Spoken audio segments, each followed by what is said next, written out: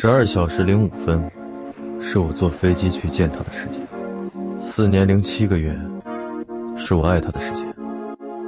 在他身边，或是隔着一整个太平洋，都没有停止过对他的感情。快让我疯了的爱。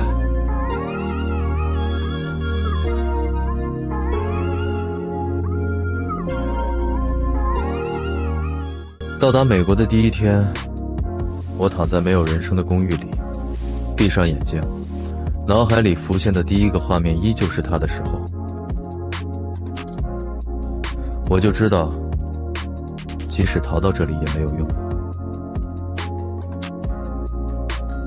接机的师傅迟迟不来，我在机场有些不耐烦，无意中抬起头，心却在瞬间几乎跳出口中来。齐安，我爱的那个人，仿佛梦一般正向我的方向走过来。慢点，慢点，别摔着了。我感觉我全身的细胞都在叫嚣着3年间对他的想念，但是我忍住了，就像3年前头也不回地离开他一样。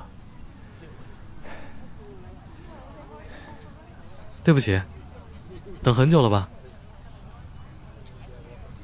没关系，在美国3年，其实行李很多，但我只带了这一个回来，因为我在随时准备离开。我来帮。没关系，我怎么可能让你拎行李？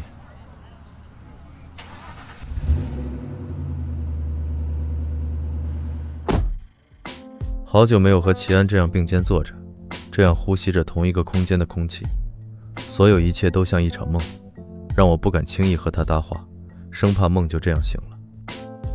顾叔说要送我们一起去仁和大，你知道吧？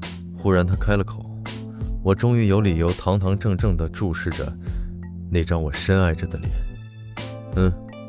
学科想好没？贵族学校读什么不都差不多？话虽这么说，那也有想要读的。你想读什么？他避开了我的眼睛，像只受惊的小兔子。我什么时候变得这么可怕了？我问我想读什么，自己还没想好吗？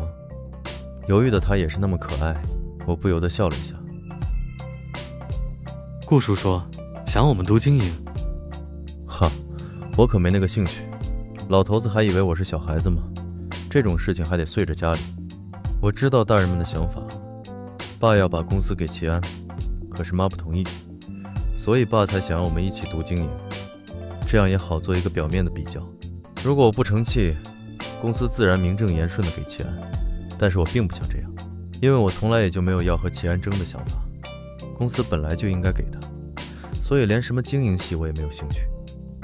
但是仁和大的商科确实有名，听说聘请的都是一流商科大学的教授。你要读吗？我想读文学系。这不是我要的答案。你不读的话，我也不读。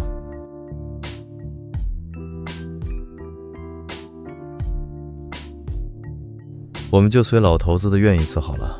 而且你不是说那里商科好的吗？先读读看，无聊的话转系就是了。齐安没再说话，只是若有所思的样子，让我很紧张。不过之后，我分明看到他微微点了下头。